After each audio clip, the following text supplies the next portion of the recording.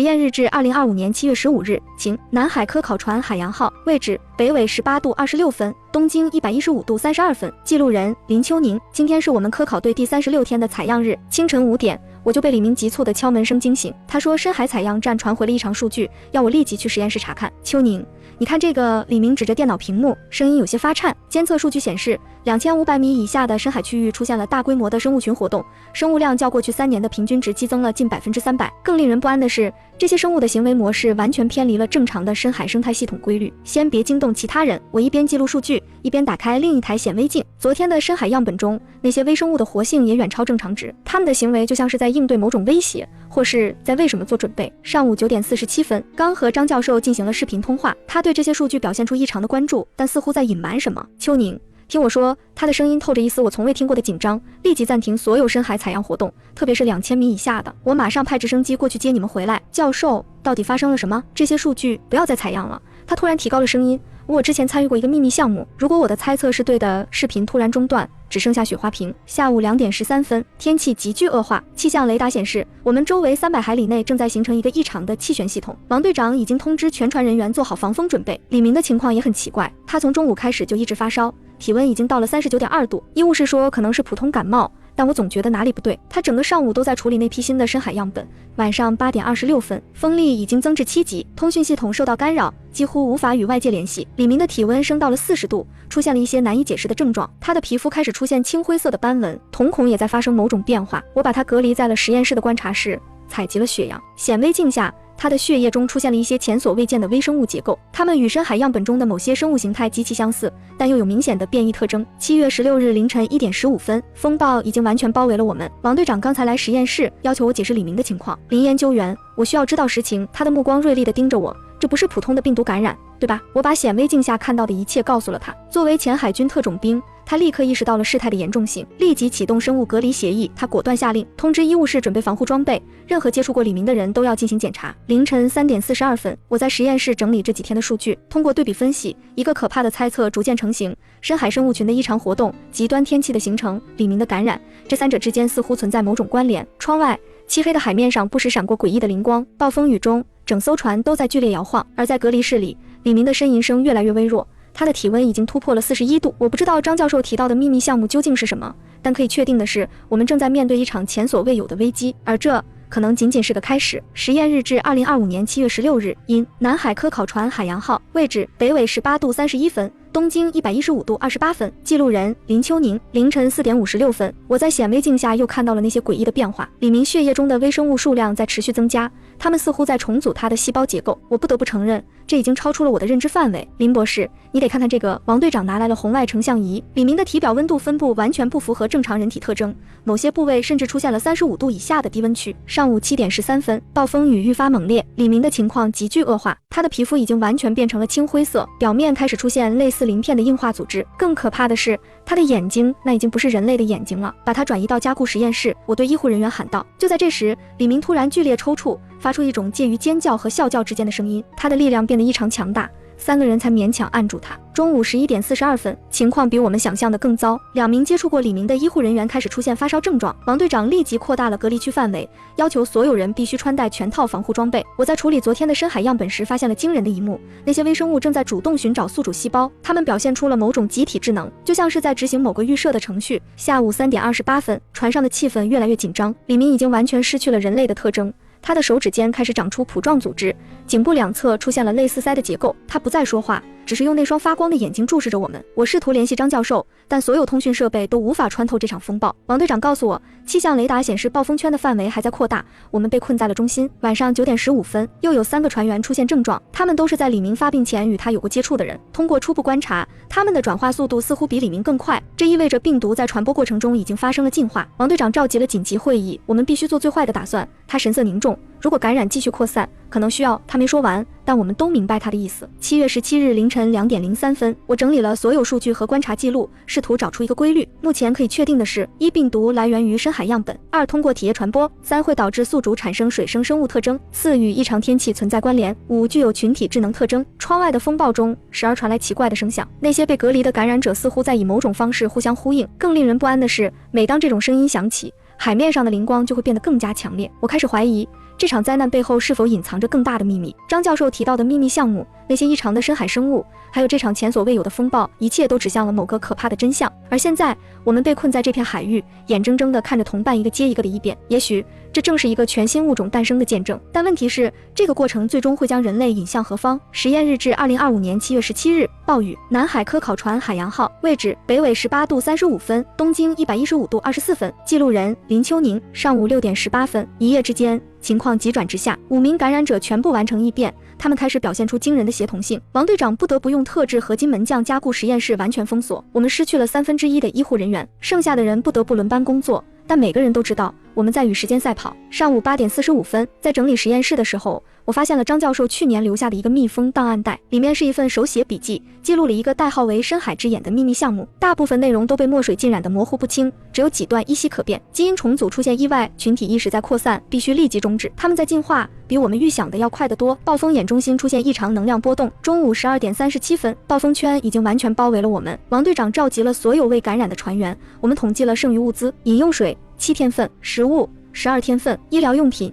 严重不足，防护装备仅剩20套，必须控制感染规模。王队长说，现在船上还有47个未感染者，我们要确保这个数字不再下降。下午2点55分，一个令人不安的发现，感染者的新陈代谢发生了根本性改变，他们不再需要普通食物，但对海水中的某种物质表现出强烈的渴求。更糟的是，他们似乎能在水下呼吸。李明，或者说曾经是李明的那个生物，带头破坏了实验室的一面防护玻璃。所幸加固门还在坚持，但我们都听到了那扇门后此起彼伏的怪异声响。晚上7点23分，在分析张教授的笔记时，我注意到一些关键词：深海适应性进化、群体意识网络、生物气象干扰、跨物种基因重组。这些词汇串联起来，勾勒出一个可怕的图景。这可能是一场预谋已久的生物进化实验，但究竟是谁在背后操控这一切？深夜11点56分，王队长找到了一个微型卫星电话，但信号极其微弱。我们仅接收到几段破碎的全球新闻，多个沿海城市出现不明生物，各国港口紧急封锁，海洋生态灾难。这意味着感染已经不局限于我们的船只，人类文明正面临一场前所未有的危机。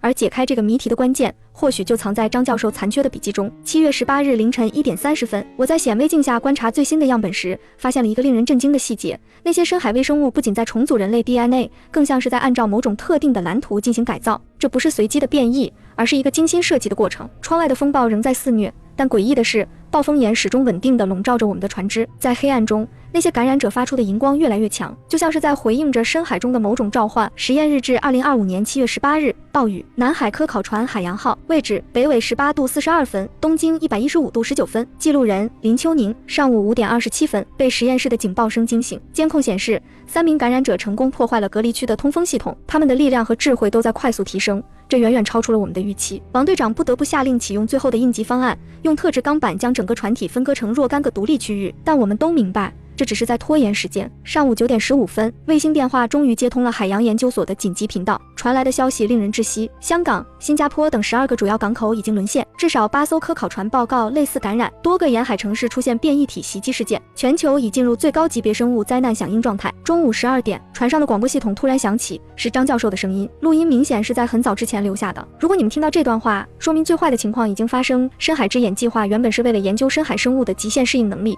但我们错了，错得离谱。那些生物，他们早就在等待这一刻，立即前往以下坐标。录音在这里突然中断，但这至少证实了一点，这场灾难的源头正是张教授参与的秘密项目。下午3点48分，情况每况愈下，船上的通讯系统接收到了各种混乱的求救信号。东京湾出现大规模生物异常，悉尼港口已经沦陷，请求军事支援。珠江口发现巨型不明生物。王队长召集了核心小组开会，必须做出选择。他说，继续在这里等死，或者冒险突破暴风圈。晚上8点36分，一个重要发现，在分析感染者的行为模式时，我注意到他们似乎在有意识地避开某些特定频率的声波，这可能是我们制造防御武器的突破口。但更令人不安的是，那些已经完全异变的感染者开始表现出某种仪式感的行为，他们会在固定时间聚集在船舱最低层，发出整齐的声波，就像在祈祷。7月19日凌晨0点17分，医疗组报告，最后一批感染者的转化速度比之前快了整整3倍，他们的基因突变已经完全脱离了人类的范畴，更像是回归到某种远古的生命形态。透过实验室的窗户，我看到海面上漂浮着无数发光的生物，它们组成了一个巨大的漩涡图案。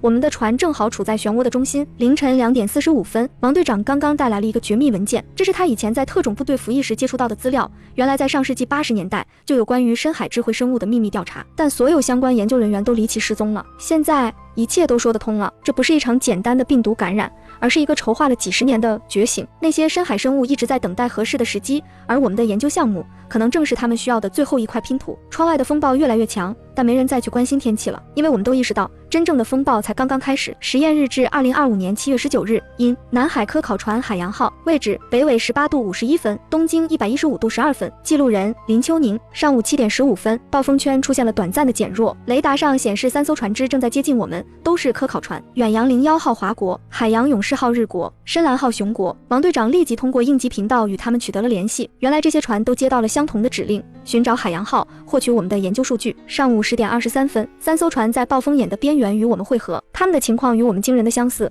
都遭遇了深海样本感染，都有船员异变，也都收到了张教授的神秘录音。远洋01号的郑队长告诉我们一个重要信息，他们在撤离前从海洋所的机密档案库里带出了一份绝密文件。中午12点45分，4艘船的科研人员召开了视频会议。当远洋01号的资料在屏幕上展开时，所有人都倒吸了一口冷气。深海之眼计划并非一个单独的研究项目，而是一个持续了近40年的国际合作计划。它的真正目的是研究一种在马里亚纳海沟发现的远古文明遗迹。下午3点37分，各船的数据交叉对比后，我们发现了惊人的巧合：一、感染开始的时间完全一致；二、所有船只都被困在各自的暴风眼中；三、异变者都在进行类似的祈祷仪式；四、海底出现相同的发光生物群。晚上6点58分，海洋勇士号的山田博士分享了一段视频，画面显示，在太平洋某处深海有一座疑似人工建造的巨型金字塔结构，但更令人震惊的是，那座建筑似乎正在发光。晚上9点12分，熊国深蓝号的情况突然恶化，他们的隔离区被攻破了，异变者控制了船的下层甲板。更糟的是，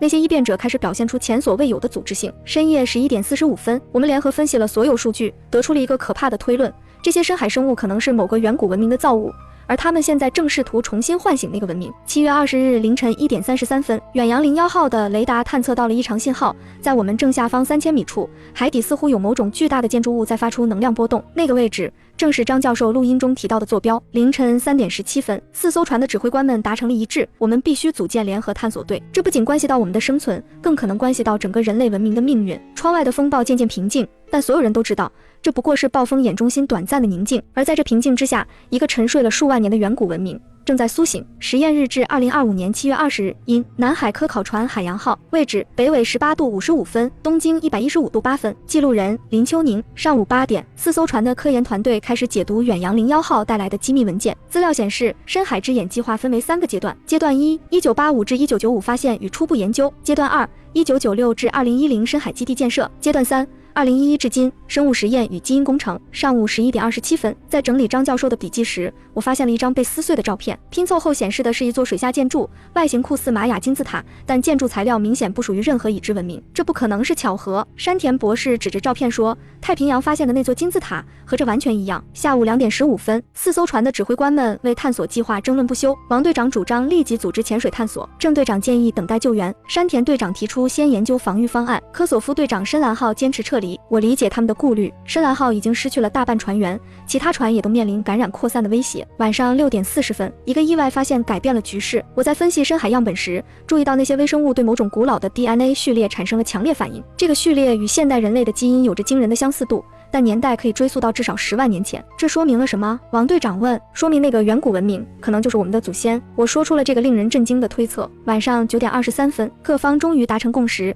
组建一个联合探索小队，但在人员选择上又出现了分歧。深蓝号的科索夫坚持要派出武装人员，而山田博士认为应该以科研人员为主。深夜11点56分，就在讨论即将陷入僵局时，海洋勇士号的声纳系统探测到了异常信号，海底似乎有某种规律性的声波在传播，频率与异变者们的祈祷声完全吻合。7月21日凌晨2点18分，我们破译了部分深海声波信号，虽然无法理解具体含义，但其中似乎包含了某种倒计时序列。按照目前的计算，我们可能只剩下不到72小时的时间。凌晨4点05分，4艘船最终确定了联合行动方案：一、组建12人探索小队；二、使用远洋01号的深海潜水器；三、建立声波防御系统；四、保持实时数据传输。在做最后的准备工作时，我又检查了一遍张教授的笔记，在最后一页发现了一行被墨水浸染的字迹，他们不是在觉醒，而是在归来。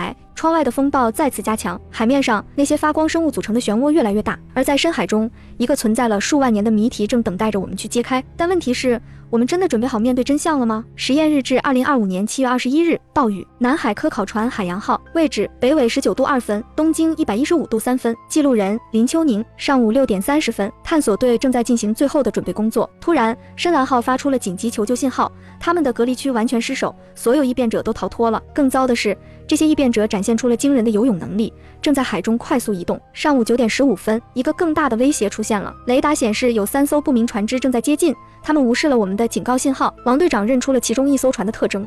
海盗，他们一定是发现这片海域的船只无法动弹。中午11点47分，情况比预想的更复杂，那些海盗船上竟然也有异变者，但与我们不同，他们似乎能够控制那些异变者。远洋01号的望远镜捕捉到了惊人的画面，海盗们用某种发光装置指挥着异变者在海中穿梭。下午2点33分，风暴突然增强，海浪高度达到惊人的15米。但诡异的是，海盗船队和我们的4艘科考船都被困在一个巨大的平静区域中。从卫星图像上看，这片区域就像是一只巨大的眼睛，这不是自然现象。山田博士说，暴风眼在召集我们。下午4点58分，第一次冲突爆发，一群异变者突破了海洋勇士号的防线，但他们的目标不是袭击船员，而是实验室的设备和样本。他们在寻找什么东西？我对王队长说，他们的行动是有目的的。晚上7点25分，海盗终于亮出了真面目，他们的领头人通过无线电联系我们，我们知道你们发现了什么，深海之眼计划的真相必须被埋藏，交出所有资料，我们可以帮你们离开这里。晚上9点40分，一场激烈的争论在4艘科考船之间展开。科索夫队长主张与海盗谈判，